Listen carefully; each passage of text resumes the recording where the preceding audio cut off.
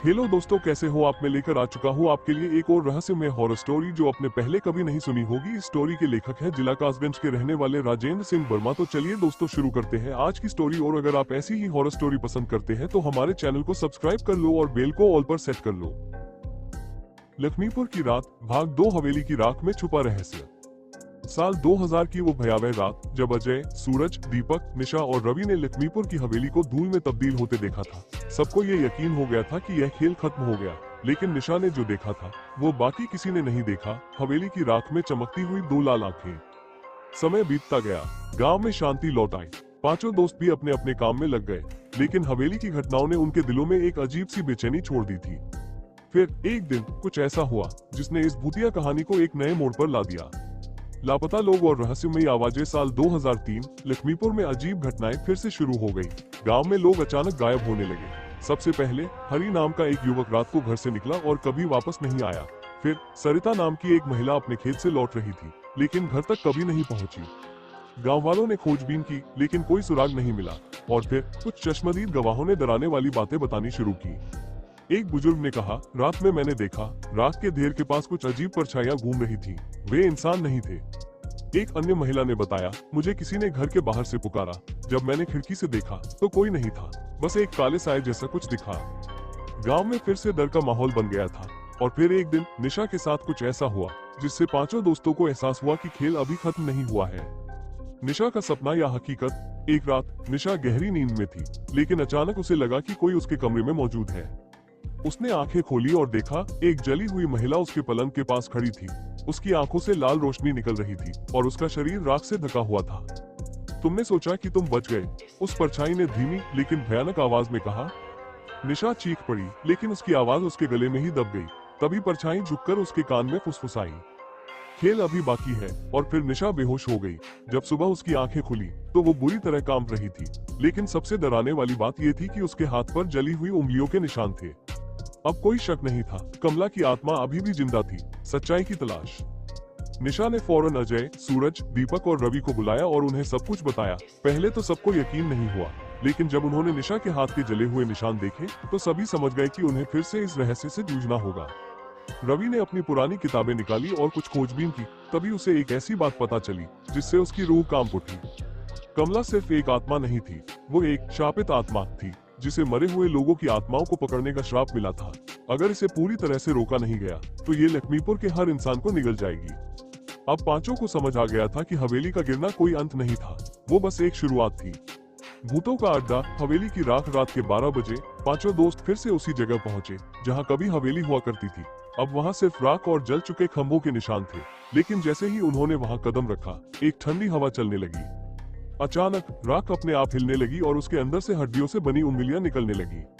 रवि ने जल्दी से मंत्र पढ़ना शुरू किया, लेकिन तभी एक जोरदार चीख सुनाई दी, कोई मंत्र अब काम नहीं करेगा, तुम सब मरोगे। और फिर राख का ढेर हवा में उड़ने लगा और धीरे धीरे एक विशाल आकृति में बदल गया। वो कमला की आत्मा थी, लेकिन अब पहले से ज्यादा भयानक और शक्तिशाली। उसके पीछे सैकड़ों परछाइयां थी, वो आत्माएं जो गायब हुए लोगों की थी। अब दोस्तों के पास सिर्फ 2 ही रास्ते थे, या तो वे भाग जाते या फिर इस खेल को हमेशा के लिए खत्म कर देते। आखिरी मुकाबला। रवि ने जल्दी से तंत्र मंत्र की किताब खोली और एक ऐसा श्लोक पढ़ा जिससे आत्माओं को कैद किया जा सकता था, लेकिन कमला को रोकना आसान नहीं था। वो तेजी से हवा में उड़ी और सूरज को पकड़ लिया। उसकी उंगलियां सूरज की गर्दन तक पहुंच चुकी थी कि तभी अजय ने पास रखी लकड़ी उठाकर आग में डाल दी और राख के चारों ओर एक सुरक्षा घेरा बना दिया। कमला गुस्से में चिल्लाई, तुम्हें लगता है कि यह मुझे रोक देगा? मैं अमर हूँ। रवि ने एक आखिरी बार जोर से मंत्र पढ़ा और फिर पांचों ने मिलकर राख के ढेर पर गंगाजल छिड़क दिया। एक भयानक चीख गूंजी और अचानक सारी आत्माएं हवा में उड़ गईं। कमला की लाल आंखें बुझने लगी और उसकी परछाई राख में समाने लगी। ये खत्म नहीं हुआ, मैं लौटूंगी, कमला की आवाज धीरे धीरे गूंजती चली गई। और फिर हवेली की राख पूरी तरह शांत हो गई। क्या सच में सब खत्म हुआ? गांव में फिर से शांति लौट आई। कोई और गायब नहीं हुआ और लोगों को लगा कि अब डर का अंत हो चुका है। लेकिन एक हफ्ते बाद निशा ने फिर से वही सपना देखा। 2 लाल आंखें राख के ढेर में से घूर रही थी। क्या कमला सच में हमेशा के लिए चली गई थी, या वो किसी नए शिकार की तलाश में थी? कमला का श्राप। लक्ष्मीपुर के लोग अब राहत की सांस ले रहे थे। कमला की आत्मा को परास्त करने के बाद अजय, सूरज, दीपक, निशा और रवि को लगा कि अब सब खत्म हो चुका है। हवेली की राख भी ठंडी पड़ चुकी थी। लेकिन सच यही था कि यह खत्म नहीं हुआ था। हर रात निशा को अजीब सपने आते, वही जली हुई औरत, वही डरावनी लाल आंखें, वही भयानक आवाज। तुमने सोचा कि तुम बच गए, खेल अब असली रूप लेने वाला है। इसी दौरान गांव में अजीब घटनाएं होने लगी। जलते हुए पैरों के निशान दिखाई देने लगे, कुओं का पानी लाल होने लगा और रात में लोगों को दूर से किसी के चीखने की आवाजें सुनाई देने लगी। फिर एक दिन कुछ ऐसा हुआ जिसने इस डर को हकीकत में बदल दिया। कमला की वापसी शाम का समय था। सूरज और दीपक खेत से लौट रहे थे।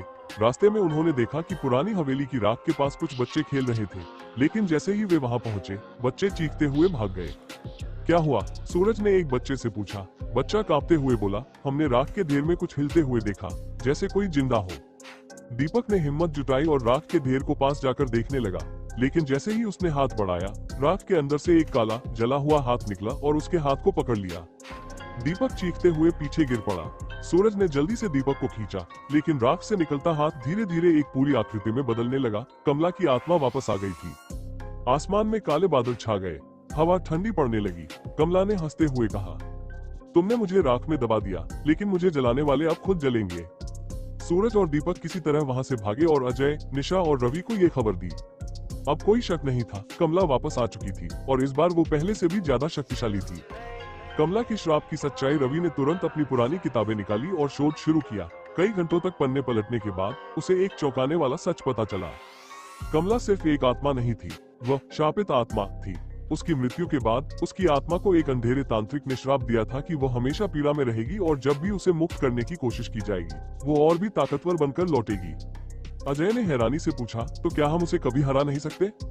रवि ने गहरी सांस लेते हुए कहा, सिर्फ एक ही तरीका है, हमें उसकी हड्डियों को ढूंढकर उन्हें विशेष विधि से गंगा में प्रवाहित करना होगा। जब तक उसकी हड्डियां इस धरती पर है, वो कभी मुक्त नहीं होगी। अब सबसे बड़ा सवाल था, कमला की हड्डियां कहाँ है? भूतिया मंदिर और छिपी हड्डियां। रवि की किताब में लिखा था कि कमला को 50 साल पहले हवेली में नहीं, बल्कि गांव के एक पुराने मंदिर में जिंदा जलाया गया था। लेकिन वो मंदिर अब उजाड़ हो चुका था और कोई भी वहां जाने की हिम्मत नहीं करता था। रात के 1 बजे पांचों दोस्त हाथ में टॉर्च और कुछ मंत्रों की किताबें लेकर मंदिर की ओर बढ़े। मंदिर पूरी तरह उजाड़ पड़ा था। चारों ओर सूखी बेलें लटकी थी और जमीन पर जगह जगह दरारें पड़ी थी। अंदर घुसते ही चारों ओर अंधेरा छा गया। तभी अचानक मंदिर की दीवारों पर कमला की छाया उभरने लगी। वो हंस रही थी, लेकिन इस बार उसकी हंसी में पहले से भी ज्यादा खौफ था। तुम लोग नहीं बचोगे, उसकी आवाज मंदिर में गूंज उठी। सूरज ने जमीन पर कुछ अजीब से चिन्ह देखे और बोला, शायद कमला की हड्डियां यहीं दफन है। रवि ने जल्दी से मंत्र पढ़ना शुरू किया और अजय ने जमीन खोदनी शुरू की, लेकिन जैसे ही उन्होंने मिट्टी हटाई, वहां से एक कंकाल निकला जिसकी खोपड़ी पूरी तरह काली पड़ी थी, मानो उसे जिंदा जलाया गया हो। तभी कमला की आत्मा जोर से चीखी, तुम मेरी हड्डियां छू भी नहीं सकते। और अचानक मंदिर की छत हिलने लगी।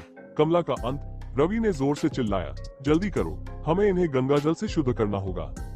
अजय ने जल्दी से कंकाल को कपड़े में लपेटा और सभी भागते हुए नदी की ओर दौड़े।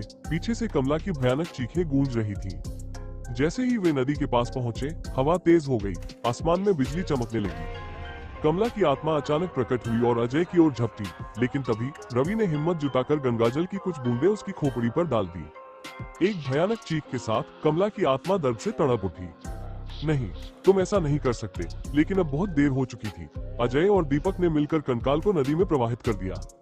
जैसे ही हड्डियां पानी में समाई, कमला की आत्मा की चीखें धीमी होती चली गई और कुछ ही पलों में सब कुछ शांत हो गया। क्या सब सच में खत्म हुआ? गांव में फिर से शांति लौट आई। अब कोई भूतिया घटनाएं नहीं हो रही थी। निशा को भी अब सपने नहीं आते थे, लेकिन एक आखिरी राज अभी भी बाकी था। एक दिन जब अजय अपने घर के बाहर बैठा था, उसने अचानक एक बूढ़ी महिला को देखा। वो सफेद साड़ी में थी और उसकी आंखें लाल थी। वो धीरे से मुस्कुराई और बोली, खेल खत्म नहीं हुआ बेटा, तुमने सिर्फ एक आत्मा को मुक्त किया है, लेकिन अभी कई और बाकी है। अजय ने घबराकर पूछा, आप कौन हैं? महिला ने सिर्फ एक शब्द कहा, रुक्मिणी, और फिर वो हवा में घुलकर गायब हो गई। क्या ये सच में अंत था या कोई और खौफनाक राज अभी भी छुपा था? रुक्मिणी की वापसी प्रस्तावना कमला की आत्मा को गंगा में प्रवाहित करने के बाद अजय, सूरज, दीपक, निशा और रवि को लगा कि अब लक्ष्मीपुर पर मंडराता खतरा हमेशा के लिए टल गया है। गांव में अब कोई भूतिया घटनाएं नहीं हो रही थी। हवेली राख में बदल चुकी थी। मंदिर की दहशत भी खत्म हो गई थी। सब कुछ सामान्य लगने लगा था, लेकिन ये सिर्फ एक भ्रम था। रात के अंधेरे में कोई नया खतरा धीरे धीरे उठ रहा था। वो खतरा था रुक्मिणी, जिसकी आत्मा को मुक्त समझ लिया गया था। वो अब और भी ताकतवर बन चुकी थी। एक नई दहशत कमला की आत्मा को हराने के बाद पूरे गांव में शांति थी, लेकिन कुछ ही दिनों में अजीब घटनाएं फिर से शुरू हो गई। गांव के कुएं से सफेद धुआं उठने लगा। रात को लोगों को अपने घरों में किसी के चलने की आवाजें सुनाई देने लगी। गांव के कुछ बच्चों ने बताया कि उन्हें सफेद साड़ी पहने एक औरत जंगल में टहलती दिखी थी, जिसकी आंखें जल रही थी। धीरे धीरे लोगों को समझ आने लगा कि हवेली की कहानी खत्म नहीं हुई थी। रुक्मिणी का राज। एक रात अजय अपने घर के आंगन में बैठा था। अचानक उसे वही बूढ़ी औरत फिर से दिखी जिसे उसने पहले देखा था। वो धीमी आवाज में बोली, तुमने कमला को हराया, लेकिन अब तुम्हें असली खेल खेलना होगा। अजय ने घबराकर पूछा, तुम कौन हो? औरत ने मुस्कुराते हुए जवाब दिया, मैं रुक्मिणी हूँ और मैं तुम्हें सच बताने आई हूँ। रुक्मिणी की कहानी। रुक्मिणी ने बताया कि 100 साल पहले लक्ष्मीपुर हवेली सिर्फ एक महल हुआ करता था। वो महल राजा प्रताप सिंह का था, जो एक निर्दयी राजा था। राजा की एक पत्नी थी, रुक्मिणी। वो बहुत सुंदर और दयालु थी, लेकिन राजा को शक था कि वो किसी और से प्रेम करती है। इस शक के चलते उसने रुक्मिणी को हवेली के तहखाने में बंद कर दिया और उसे तड़पा तड़पा कर मार डाला। रुक्मिणी की आत्मा बदले की आग में जलने लगी और वो एक शापित आत्मा में बदल गई। हवेली का नया खेल। रुक्मिणी ने अजय को चेतावनी दी, मेरी आत्मा अब पूरी तरह मुक्त नहीं है। मैं केवल तुम्हें सच बताने के लिए आई थी, लेकिन अगर मुझे मुक्ति नहीं मिली तो लक्ष्मीपुर पर हमेशा के लिए श्राप लग जाएगा। अब अजय के पास कोई और रास्ता नहीं था। उसे अपने दोस्तों को इकट्ठा करना था और हवेली के तहखाने में जाकर सच का सामना करना था। अजय, सूरज, दीपक, निशा और रवि ने फिर से साहस जुटाया और आधी रात को हवेली के खंडहर की ओर बढ़े। जैसे ही वे वहां पहुंचे, उन्हें एहसास हुआ कि हवेली पूरी तरह उजड़ने के बावजूद उसका तहखाना अब भी मौजूद था। भूतिया तहखाने में फंसे। जैसे ही उन्होंने तहखाने का दरवाजा खोला, एक ठंडी हवा का झोंका आया और दरवाजा अपने आप बंद हो गया। वे अब तहखाने में फंस चुके थे। अंदर घुप्पा अंधेरा था। चारों ओर सिर्फ जाले और टूटे हुए फर्नीचर थे। लेकिन जैसे ही उन्होंने अपनी टॉर्च जलाई, दीवारों पर कुछ लिखा हुआ दिखा। मुझे जलाया नहीं गया था, मुझे मारा गया था। तभी अचानक एक जोरदार धमाका हुआ और तहखाने के फर्श में एक दरार आ गई। अजय और रवि नीचे गिर गए, जबकि सूरज, दीपक और निशा ऊपर रह गए। रुक्मिणी का भूत। अजय और रवि जब उठे तो उन्होंने देखा कि वे एक और गहरे कमरे में थे। वहां दीवारों पर रुक्मिणी की तस्वीरें लगी थी, लेकिन वे तस्वीरें धीरे धीरे बदलने लगी और उनमें खून टपकने लगा। तभी हवा में एक तेज आवाज गूंज उठी, अब तुम मुझसे नहीं बच सकते। अचानक धुएं से एक सफेद साड़ी पहने औरत की आकृति उभरी। उसकी आंखें आग जैसी जल रही थी और उसके होठों से सिर्फ एक शब्द निकला, बदला। रुक्मिणी ने अपना हाथ उठाया और अजय और रवि जमीन से 2 फीट ऊपर उठ गए। वे दोनों हवा में लटकने लगे, जैसे किसी अदृश्य ताकत ने उन्हें पकड़ रखा हो। मंत्र और मुक्ति। ऊपर निशा ने जल्दी से रवि की किताबों में से एक पन्ना फाड़ा और जोर जोर से मंत्र पढ़ना शुरू कर दिया। ओम क्री कालिकाय नमः। जैसे ही मंत्र पूरा हुआ, तहखाने में एक जोरदार धमाका हुआ। रुक्मिणी की आत्मा जोर से चीखने लगी, नहीं, मुझे फिर से मत बांधो। अचानक तहखाने की दीवारों से रोशनी फूटने लगी और चारों ओर सफेद चमक फैल गई। अजय और रवि जमीन पर गिर पड़े।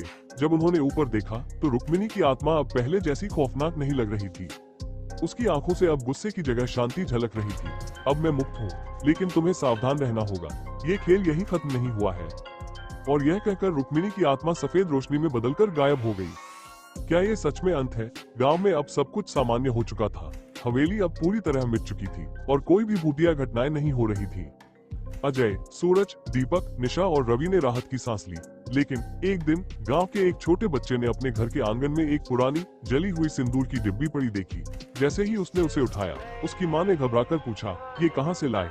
बच्चे ने मुस्कुराकर जवाब दिया, एक आंटी ने दी थी। सफेद साड़ी वाली आंटी। और दूर किसी पेड़ की छांव में 2 लाल आंखें फिर से चमक उठी। समाप्त या फिर एक नई शुरुआत। आपको भाग 2 कैसा लगा कमेंट बॉक्स में जरूर बताएं।